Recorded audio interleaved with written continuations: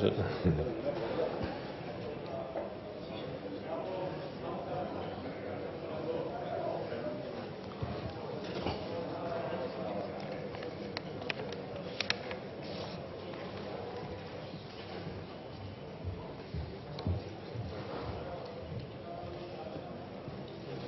Ah, vale. Sí, sí, ya me imagino, ¿no? Que esto para allá, para acá. ¿Y el láser? Aquí, ¿no? El rojo. Ah, vale, vale. Ese. Vale, gracias. No hay que darle a esto, hay que darle a esto, ¿no? Eso siempre lo deja encendido. Vale. Está encendido. Estaba y apagado. Ahora lo tengo. Vale.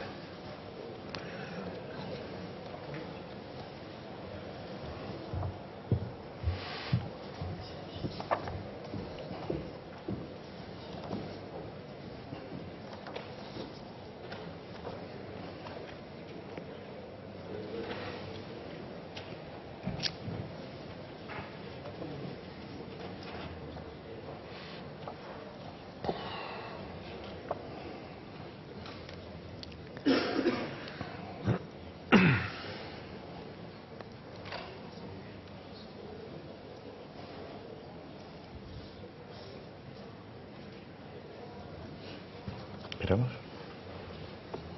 No lo sé. No sé. Tienen que presentar todavía. Sí, sí, parece que sí, pero... No, nosotros esperamos, ¿no?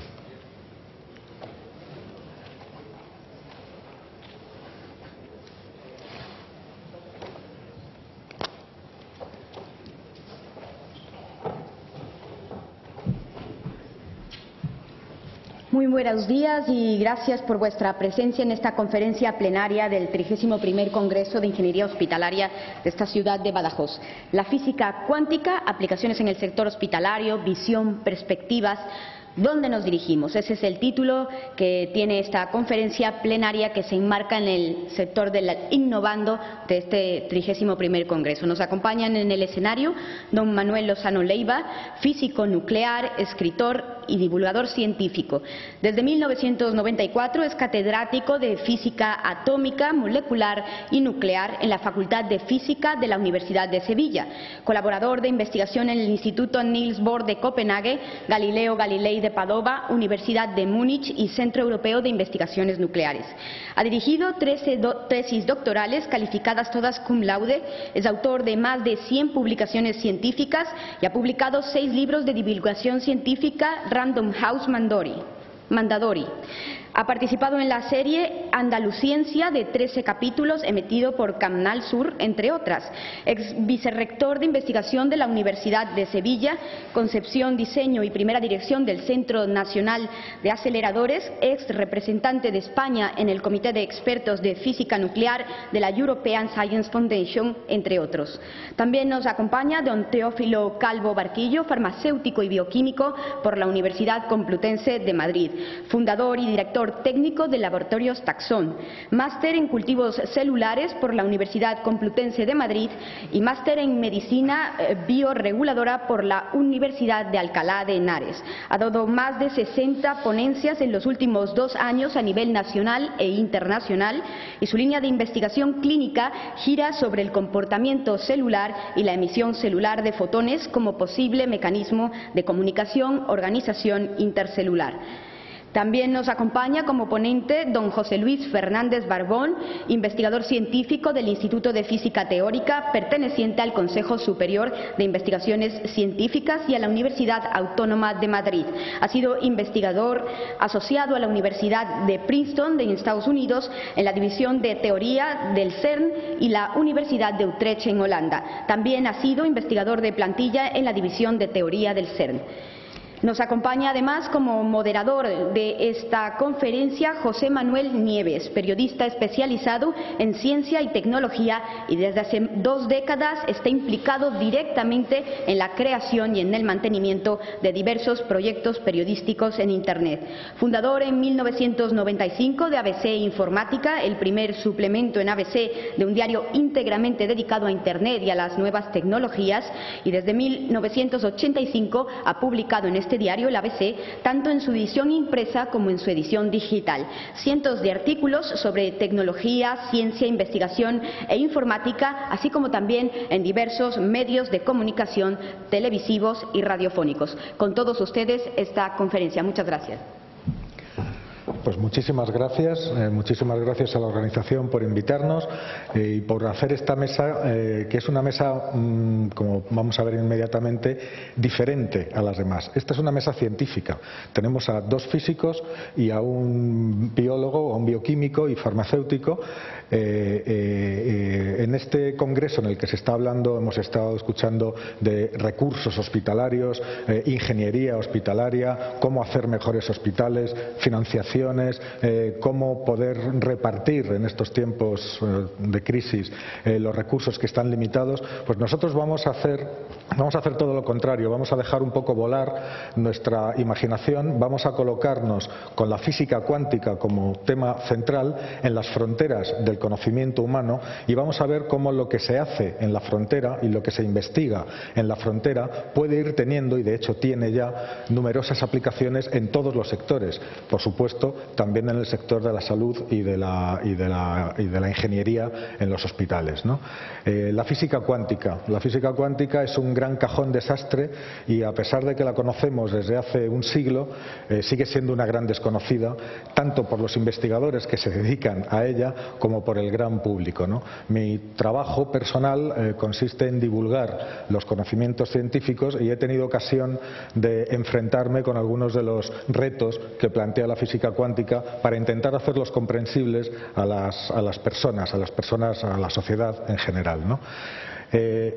Diré, y luego lo explicarán muchísimo mejor los ponentes que están especializados en estos temas, pero diré que la física cuántica es una revolución del conocimiento que se está convirtiendo ya en una revolución también en lo práctico y en lo tecnológico. Nos hemos dado cuenta, o otros sabios en el pasado se dieron cuenta, de que los ladrillos que constituyen la realidad, la materia de la que todos estamos hechos, resulta que se comportan de formas extrañas y aparentemente poco comprensibles. Un conjunto de átomos, que podemos ser nosotros, yo mismo, cualquiera de ustedes, sigue unas leyes, está sujeto a unas normas de la física y a unas normas y a unas leyes naturales que sus ladrillos, los componentes de esa persona, no siguen. Hay propiedades realmente parecen mágicas. Una partícula subatómica puede estar en dos lugares a la vez, puede atravesar cosas sólidas, puede, no sé, incluso viajar en el tiempo. Es decir, puede hacer toda una serie de cosas que nosotros no podemos hacer. Las formas de comunicación entre estos propios pequeñísimos elementos constituyentes de la materia nos están enseñando a diseñar nuevas formas de comunicación y de telecomunicaciones, muchas de las cuales también se van a utilizar y se están utilizando con fines de la salud.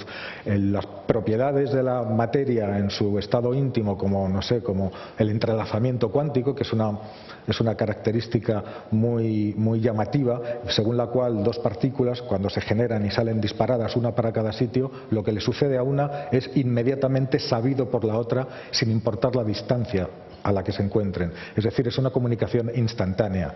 Hay laboratorios en todo el mundo que están intentando sacarle partido a esta propiedad y llevarla a algo práctico y que nosotros podamos utilizarlo. De todo eso vamos a hablar, y lo que vamos a hacer es partir de lo general, digamos, e ir profundizando, ir pasando a lo más concreto hasta llegar a las aplicaciones que pueden tener la física cuántica para la salud. Para ello, los ponentes irán interviniendo, harán una intervención, después plantearemos una serie de preguntas y, por supuesto, están invitados a participar y a preguntar y a solicitar cualquier explicación que crean oportuna. Va a empezar su exposición José Luis Fernández Barbón, físico, que nos va a contar un poco qué es la física cuántica en general. Después intervendrá Manuel Lozano Leiva, aquí a mi izquierda, que empezará a centrar el tema problema dentro del sector de los hospitales, el sector de la salud. Y por último, Teófilo Calvo, que es biólogo, también nos va a contar cómo en su propia experiencia y en la de sus trabajos de investigación algunos fenómenos cuánticos tienen mucha relevancia. Cedo pues la palabra sin más dilación a José Luis Fernández Borbón. Gracias.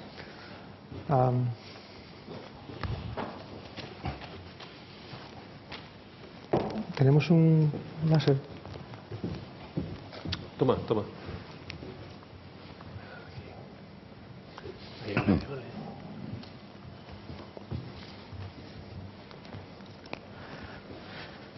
Bueno, muchas gracias. Debo empezar agradeciendo a los organizadores de este evento su amabilidad por invitarme a venir aquí. Para mí esto es muy interesante, en particular porque un vistazo al nombre de esta sesión, la física cuántica, aplicaciones en el sector hospitalario, visión, perspectivas, ¿dónde nos dirigimos?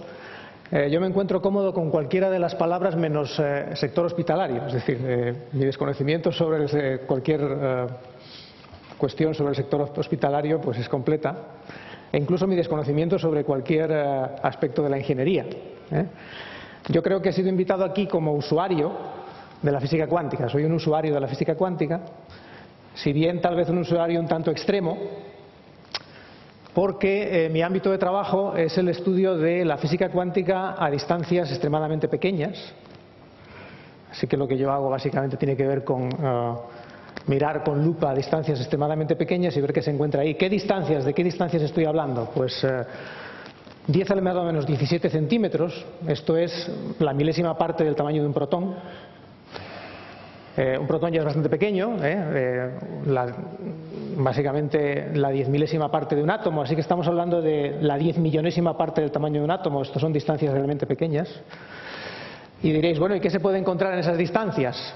¿Qué es lo que hay ahí para ver? Pues hay cosas como, por ejemplo, la partícula de Higgs, de la que habéis oído hablar seguramente últimamente en los medios, principalmente por lo que tiene que ver con el Nobel de este año de Física, el Premio del Príncipe de Asturias. Estas cosas se estudian con microscopios especiales, microscopios que miden 27 kilómetros de circunferencia, como el acelerador de protones de Ginebra, del CERN, que se llama LHC por Large Hadron Collider. Y la razón por la cual este microscopio es tan grande pues tiene que ver de nuevo con la física cuántica, ¿de acuerdo? Una de las propiedades, digamos, más conocidas de la física cuántica, que incluso ha traspasado los límites de la discusión teórica o técnica para formar parte un poco del acervo cultural general de la sociedad, es el famoso principio de incertidumbre de Heisenberg. Todo el mundo ha oído hablar del principio de incertidumbre, de la complementariedad, ese tipo de cosas. Una de las versiones o una de las, si queréis, presentaciones del principio de incertidumbre es que si queréis estudiar una región del espacio muy pequeña, con una gran resolución, tenéis que introducir una energía en esa región que es inversamente proporcional al tamaño de esa región. Es decir, que cuanto más queréis afinar la precisión, más energía tenéis que meter. Y por eso se necesitan aceleradores de partículas tan grandes para conseguir energías suficientemente grandes como para acercarse a esta distancia fantásticamente pequeña. Y además encuentras un Higgs ahí porque el Higgs es una partícula relativamente pesada dentro de la lista de las partículas elementales. El Higgs pesa 125 veces la masa del protón y necesitas una gran energía para generarlo debido a la famosa ecuación de Einstein, que es esta ecuación que todo el mundo conoce, E igual a mc cuadrado. Bien, mi objetivo, tengo 5 minutos para hablar, y aunque se ha dicho que la física cuántica no la comprende nadie, esto lo han dicho físicos muy importantes y muy famosos, yo creo que es una exageración, pero lo que sí puedo decir es que nadie puede explicarla en 5 minutos. Así que lo que voy a hacer voy a contentarme con soltar un par de eslogans acerca de qué es lo que hace que la física cuántica supusiera una ruptura histórica en la historia de la física, ¿de acuerdo? ¿Qué tiene de revolucionario? Entonces, eso necesariamente me va a llevar a hacer algunas caricaturas extremas acerca de lo que hace la física cuántica. Tengo sobre todo interés en centrar el papel de la física cuántica un poco en la visión global de la física fundamental a día de hoy. Es decir, la física cuántica fue desarrollada, fue descubierta en el primer cuarto del siglo XX. básicamente en los años 30 estaba terminada y han pasado 80 años desde entonces y os preguntaréis qué ha pasado desde entonces. Es decir, hemos tenido que retocarla, hemos tenido que cambiar algo, seguimos utilizándola como el primer día, ¿qué hemos aprendido? Entonces, mi objetivo también es centrar un poquito esa discusión acerca de cuál es su papel dentro del esquema de nuestro conocimiento profundo del mundo a distancias de este orden, que es, digamos, las distancias más cortas a las que podemos poder llegar. Así que para decir dos cosas acerca de la física cuántica voy a hacerlo tratando de contrastarla con la física clásica.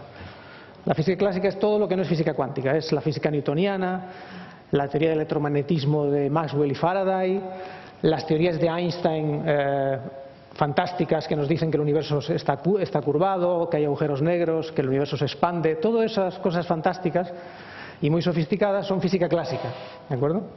Y lo que caracteriza a la física clásica es que es una máquina que te dice, que calcula el futuro. Es decir, la física clásica consta del siguiente ejercicio: te dan unas condiciones iniciales, un conocimiento máximo sobre las propiedades de un sistema, y aplicas una maquinaria matemática que te dice cuáles son las propiedades del sistema en un tiempo posterior.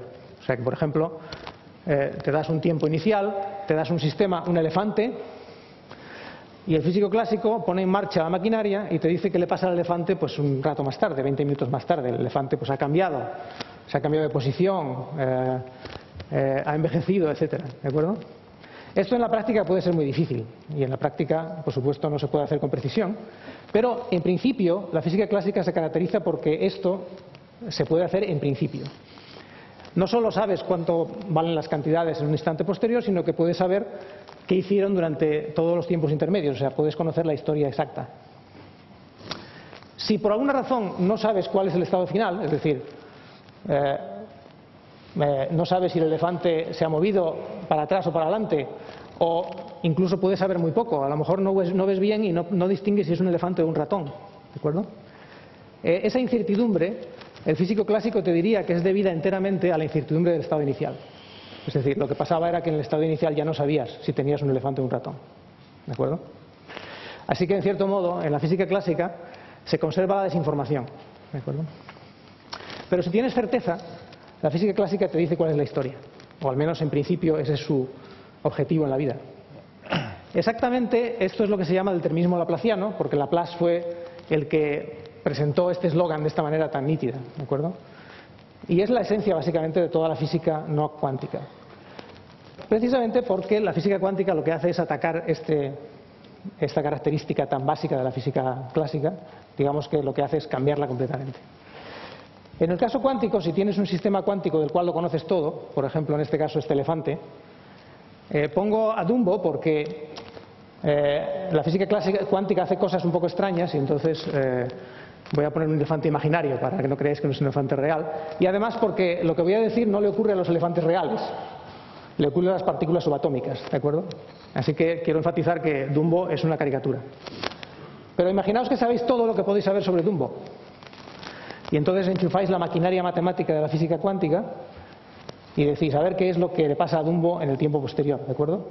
Y entonces miráis el libro de instrucciones buscando qué es lo que le ha pasado a Dumbo 20 minutos más tarde. Y no encontráis en ningún sitio el sitio, digamos, el apartado donde os dice lo que le pasó a Dumbo.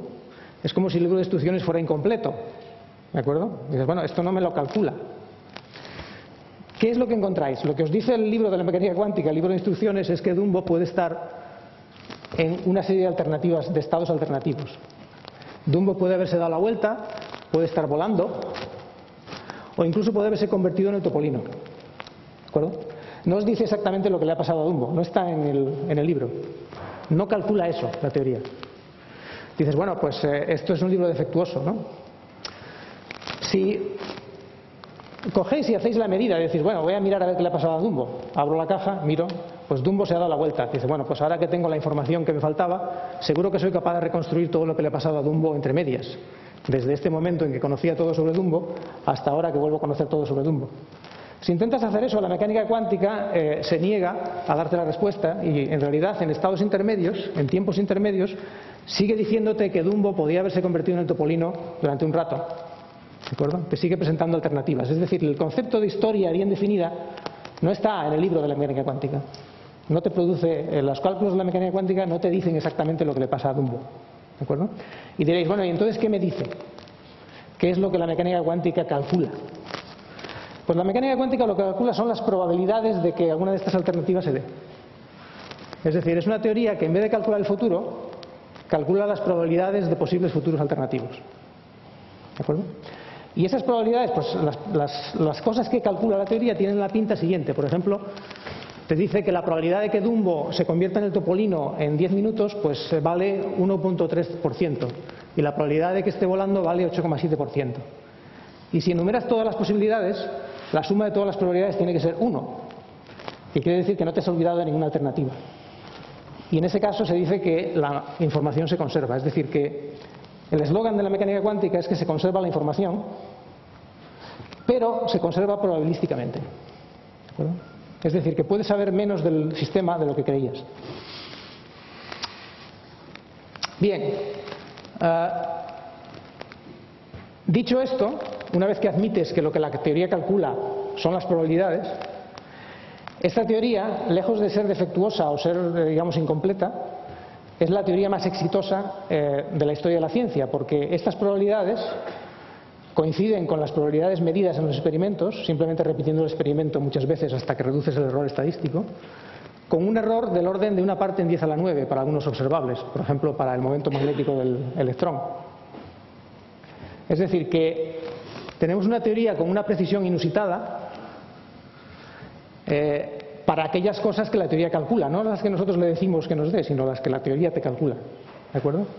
Y en ese sentido es la teoría más precisa que tenemos en la naturaleza.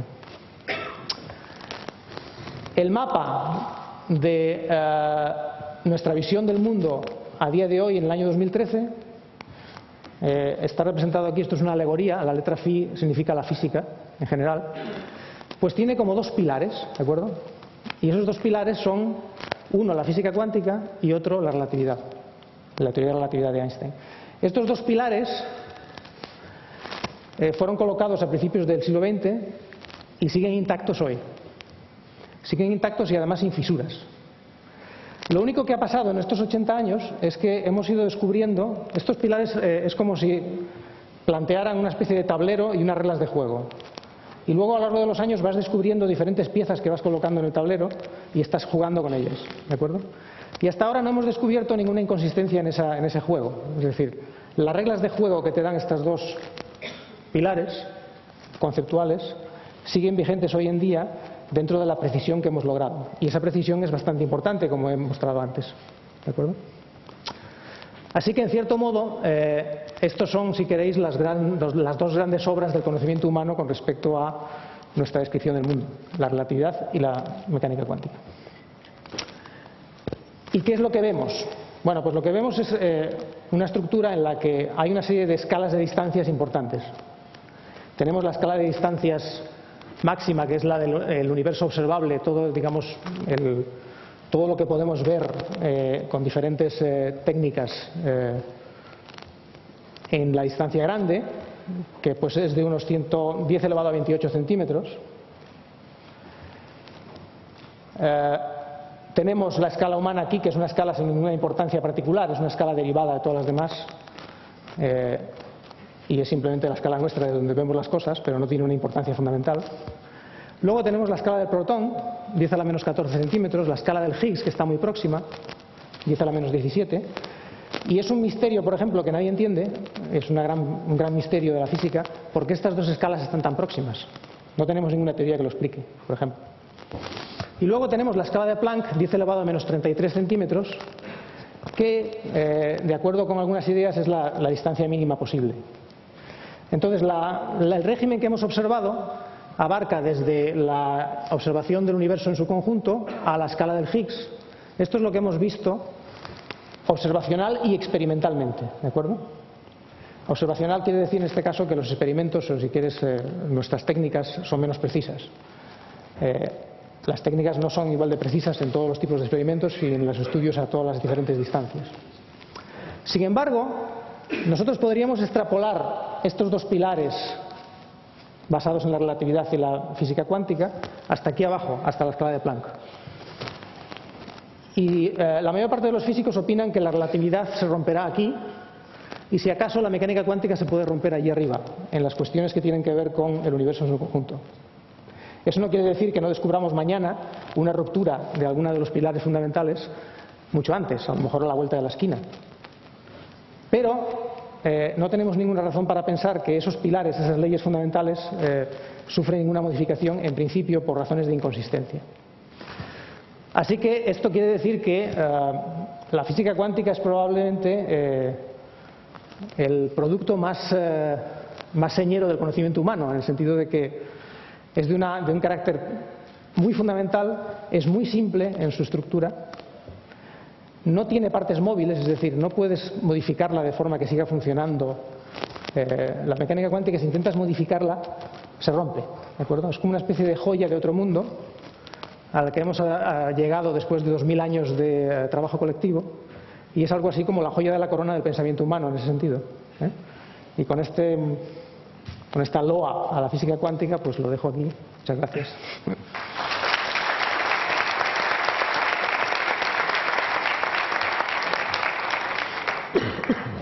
Muy interesante, desde luego, la exposición de José Luis Fernández Barbón. Y bueno, le toca el turno a Manuel Lozano Leiva. Esa no es. Eso no es. Esa no es. Es otra. Que no es esta. La primera. Esa. La que se llama Extremadura Breve. Esta. Allí. No. Extremadura Breve. Es que tengo una versión larga y otra más corta. Entonces la que preparé era enormemente larga y voy a hacerla más breve. Bueno, buenos días y de nuevo gracias por la invitación y a nuestro moderador por la paciencia que está teniendo al aceptar que hablemos de física cuántica, ¿no? Yo voy a hacer lo contrario de mi compañero, bueno, lo contrario no, sino voy a extender lo que ha dicho él, pero ya centrándonos en cómo la mecánica cuántica ha entrado en los hospitales, ¿no? Por eso lo llamo así, la física cuántica en los hospitales. Lo primero que tengo que decir es que esto es una historia de hace 100 años, ¿no? O sea, hace 100 años que está la física cuántica en los hospitales. Esta transparencia les puede sorprender, pero con este palabrón tremendo, Bremsstrahlung, que significa radiación de frenado, simplemente les quiero llamar la atención sobre dos cosas.